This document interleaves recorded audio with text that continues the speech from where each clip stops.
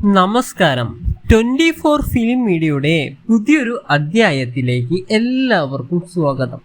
നമ്മുടെ ഹൈന്ദവ വിശ്വാസപ്രകാരം ഒരു മനുഷ്യായുസ്സിലെ സകല ഗ്രഹങ്ങൾക്കും സകല ഗുണങ്ങൾക്കും സകല ഗ്രാഹ്യങ്ങൾക്കും സകല ഗുണങ്ങൾക്കും കാരണഭൂതനാണ് സാക്ഷാൽ ലോകനാഥനായ ആദിനാരായണൻ അഥവാ മഹാവിഷ്ണു മഹാഭഗവാൻ.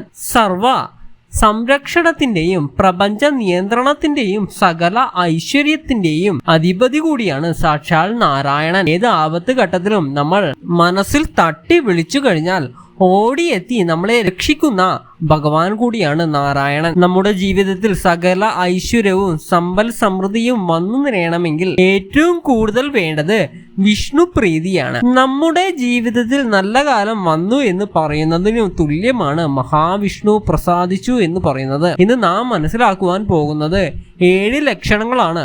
അതായത് സാക്ഷാൽ മഹാവിഷ്ണു പ്രീതി ഉണ്ടെങ്കിൽ നമ്മുടെ ജീവിതത്തിൽ കാണുവാൻ കഴിയുന്ന 7 ലക്ഷണങ്ങൾ നല്ല കാലം പിറക്കുവാൻ പോകുന്നതിന് മുൻപ്, അതായത് മഹാവിഷ്ണു ഭഗവാന്റെ അനുഗ്രഹം നിങ്ങളിൽ എത്തിച്ചേരുന്നു എന്നതിൻ്റെ ലക്ഷണങ്ങൾ, അതായത് ഭൂമി നിങ്ങൾക്ക് കാണിച്ചു തരുന്ന ലക്ഷണങ്ങളാണ് ഇന്ന് നാം മനസ്സിലാക്കുവാൻ പോകുന്നത്. ഈ പറയാൻ പോകുന്ന 7 ലക്ഷണങ്ങളിൽ ഏതെങ്കിലും ഒന്ന് നിങ്ങളുടെ ജീവിതത്തിൽ സംഭവിച്ചിട്ടുണ്ടെങ്കിൽ, അതല്ല എന്നുണ്ടെങ്കിൽ നിങ്ങളുടെ ജീവിതത്തിൽ നിങ്ങൾക്ക് അനുഭവിക്കുവാൻ കഴിഞ്ഞിട്ടുണ്ടെങ്കിൽ നിങ്ങളുടെ ജീവിതം രക്ഷപ്പെട്ടു എന്ന് തന്നെ കരുതാം.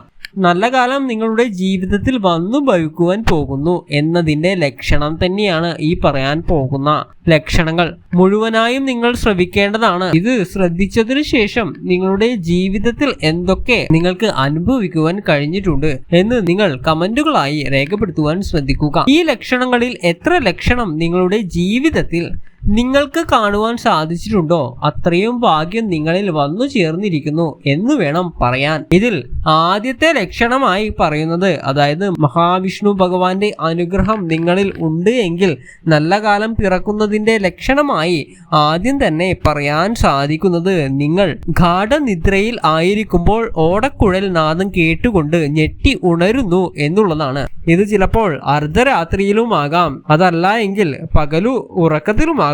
ഉറക്കത്തിൽ കേൾക്കുവാൻ കഴിയുന്ന ആ മധുരമായ സംഗീതം നിങ്ങൾ പെട്ടെന്ന് എഴുന്നേൽക്കുമ്പോഴും നിലയ്ക്കുന്നതായിരിക്കും. ഇത്തരം ഒരു ലക്ഷണം നിങ്ങളുടെ ജീവിതത്തിൽ ഒന്നിൽ കൂടുതൽ തവണ ഉണ്ടായേക്കാം. ഇത്തരത്തിൽ ഒരു കാര്യം നിങ്ങളുടെ ജീവിതത്തിൽ സംഭവിച്ചിട്ടുണ്ട് എങ്കിൽ അത് ഭഗവത് സാന്നിധ്യത്തിന്റെ ലക്ഷണം തന്നെയാണ്.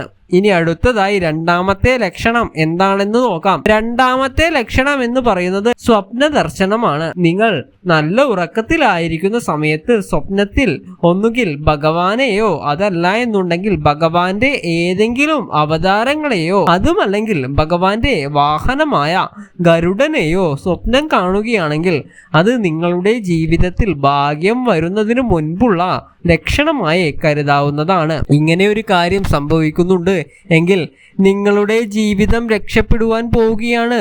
ഇതാണ് അർത്ഥമാക്കേണ്ടത്. ഭഗവാന്റെ ഏത് രൂപം സ്വപ്നം കണ്ടാലും അതല്ല എങ്കിൽ നിങ്ങൾ ഭഗവാന്റെ ക്ഷേത്ര നടയിൽ നിൽക്കുന്നതാണ് സ്വപ്നം കാണുന്നതെങ്കിലും അതീവ ശുഭകരം തന്നെയാണ്. ഇതിൽ മൂന്നാമതായി പറയുന്ന ലക്ഷണം എന്നത് അത്യപൂർവമായി മാത്രം കാണപ്പെടുന്നതാണ്. ഒരു കുടുംബം അതല്ല എന്നുണ്ടെങ്കിൽ വീട് രക്ഷപ്പെടുവാൻ പോകുന്നതിന്റെ ഏറ്റവും വലിയ ലക്ഷണമായി ഇതിനെ കണക്കാക്കാവുന്നതാണ്. ഈ ലക്ഷണം എന്തെന്ന് വെച്ചാൽ നിങ്ങളുടെ വീട്ടിൽ വളരെയധികം തുളസി ചെടികൾ പൂത്തു നിൽക്കുക എന്നുള്ളതാണ്. ഒരു വനം പോലെ തുളസി ചെടികൾ ഉണ്ടാവുക എന്നുള്ളതാണ് ഈ ലക്ഷണമായി പറയുന്നത്. ചില വീടുകളിൽ നമുക്ക് ഇത്തരത്തിൽ കാണുവാൻ സാധിക്കുന്നതാണ്. അതായത് അനേകം തുളസി ചെടികൾ വളർന്നു നിൽക്കുന്നത് ഇത് ഈശ്വരാധീനം വർദ്ധിച്ചതിന്റെ ലക്ഷണം തന്നെയാണ്. നിങ്ങളുടെ വീടിന്റെ മുറ്റത്തും പരിസരങ്ങളിലും ഒക്കെ ഇങ്ങനെ നിങ്ങൾ നടാതെ തന്നെ ഒരുപാട് തുളസി ചെടികൾ പൊട്ടിമുളയ്ക്കുന്നുണ്ട് എങ്കിൽ അത് ഈശ്വരാധീനം വർദ്ധിച്ചതിന്റെ, അതായത് മഹാവിഷ്ണു ഭഗവാന്റെ അനുഗ്രഹം വർദ്ധിച്ചതിന്റെ ഒരു ലക്ഷണം തന്നെയാണ്. ഇതിന്റെ അർത്ഥം എന്ന് പറയുന്നത് ഇനിയുള്ള നാളുകൾ നിങ്ങളുടെ ജീവിതം വച്ചടി കുതിച്ചുയരുവാൻ പോവുകയാണ് എന്നുള്ളതാണ്. ഇങ്ങനെ അനേകം തുളസി ചെടികൾ നിങ്ങളുടെ വീടുകളിൽ വളർന്നിട്ടുണ്ട് എങ്കിൽ ഇത് ക്ഷേത്രങ്ങളിൽ സമർപ്പണം ചെയ്യുന്നത് ഏറ്റവും ശുഭകരമാണ്. വീടിനടുത്തുള്ള മഹാവിഷ്ണു ക്ഷേത്രം അഥവാ മഹാവിഷ്ണുവിൻ്റെ അവതാര ക്ഷേത്രങ്ങളുണ്ട് എങ്കിൽ അവിടെ കൊണ്ടുപോയി ഈ തുളസി ചെടികൾ അതായത് കതിർ സമർപ്പിക്കുന്നത് ഏറ്റവും ശുഭകരമായി കണക്കാക്കാം. കൂടാതെ ഇത്തരത്തിൽ ചെടികൾ വളർന്നിട്ടുണ്ട് എങ്കിൽ അതിനെ ദിവസവും പരിപാലിക്കേണ്ടതും അനിവാര്യം തന്നെയാണ്. നിങ്ങളുടെ സൗഭാഗ്യങ്ങളാണ് ആ തുളസിയായി മുളച്ചു പൊന്തിയിരിക്കുന്നത് എന്ന് മനസ്സിലാക്കേണ്ടതാണ്. അടുത്ത ലക്ഷണം എന്ന് പറയുന്നത് നിങ്ങൾ ക്ഷേത്ര ദർശനം നടത്തി പ്രദക്ഷിണം വെക്കുന്ന സമയത്തോ അല്ലാത്ത സമയത്തോ നിങ്ങളുടെ ദേഹത്ത് ആലില പൊഴിഞ്ഞു വീഴുകയാണെങ്കിൽ അതും ശുഭകരമായ ലക്ഷണം തന്നെയാണ്. ഐശ്വര്യത്തിന്റെ നിമിത്തമാണ്. ഇത് വളരെ അപൂർവമായി മാത്രം ലഭിക്കുന്ന ഒരു ലക്ഷണം തന്നെയാണ്. സാക്ഷാൽ മഹാവിഷ്ണു ഭഗവാന്റെ അനുഗ്രഹം നിറഞ്ഞവരിൽ മാത്രമേ ഇത്തരത്തിൽ ഒരു കാര്യം സംഭവിക്കുകയുള്ളൂ. ഇങ്ങനെ സംഭവിക്കുകയാണെങ്കിൽ നിങ്ങളുടെ പ്രാർത്ഥന ഭഗവാൻ കേട്ടു എന്ന് തന്നെയാണ് അർത്ഥമാക്കേണ്ടത്. അടുത്ത ലക്ഷണമായി പറയുന്നത് വീടുകളിൽ കാട് പോലെ തെച്ചിപ്പൂക്കും എന്നാണ്. വീട്ടിൽ ഈശ്വരാധീനം ഉണ്ടാകുവാൻ ഏറ്റവും അനിവാര്യമുള്ള ഒരു പൂവ് തന്നെയാണ് തെച്ചിപ്പൂവ്. നല്ല കാലം വരാൻ പോകുന്നതിൻ്റെ ഒരു ലക്ഷണമായി ഇത്തരത്തിൽ തെച്ചി കാടുപോലെ പൂക്കുന്നത് കാണുവാൻ സാധിക്കും. ഭഗവാന് ഏറ്റവും പ്രിയപ്പെട്ട പുഷ്പങ്ങളിൽ ഒന്നു തന്നെയാണ്. അതുകൊണ്ട് തന്നെ ഈ പൂവ് കാടുപോലെ പൂത്തു നിൽക്കുന്നുണ്ട് എങ്കിൽ അത് ആ വീടുകളിൽ ഈശ്വര ചൈതന്യം വർദ്ധിച്ചതിൻ്റെ ലക്ഷണം തന്നെയാണ്. അടുത്ത ലക്ഷണമായി പറയുന്നത് നിങ്ങൾ പ്രാർത്ഥിക്കുമ്പോൾ, അതായത് അത് എപ്പോൾ വേണമെങ്കിലും ആയിക്കോട്ടെ, സന്ധ്യാനേരത്ത് വിളക്ക് വെച്ച് പ്രാർത്ഥിക്കുമ്പോഴോ അതല്ല എന്നുണ്ടെങ്കിൽ കിടക്കുന്ന സമയത്ത് കിടക്കുന്നതിന് മുൻപ് പ്രാർത്ഥിക്കുമ്പോഴോ അതല്ലെങ്കിൽ എപ്പോഴായാലും എപ്പോൾ ഭഗവാനെ ധ്യാനിച്ച് പ്രാർത്ഥിക്കുമ്പോഴും ഒരു കളഭത്തിന്റെ സുഗന്ധം നിങ്ങളുടെ മൂക്കിലേക്ക് വരുന്നു എന്നുള്ളതാണ്. ഇത്തരമൊരു അനുഭവം നിങ്ങളിൽ ഉണ്ട് എന്നുണ്ടെങ്കിൽ അത് ഗൗരവമായി കണക്കിലാക്കേണ്ട ഒരു കാര്യം തന്നെയാണ്. നിസ്സാര കാര്യമല്ല. ഈ കളഭ സുഗന്ധം എന്ന് പറയുന്നത് നിസ്സാര കാര്യമല്ല, ഭഗവാന്റെ സാന്നിധ്യം തന്നെയാണ് അർത്ഥമാക്കുന്നത്.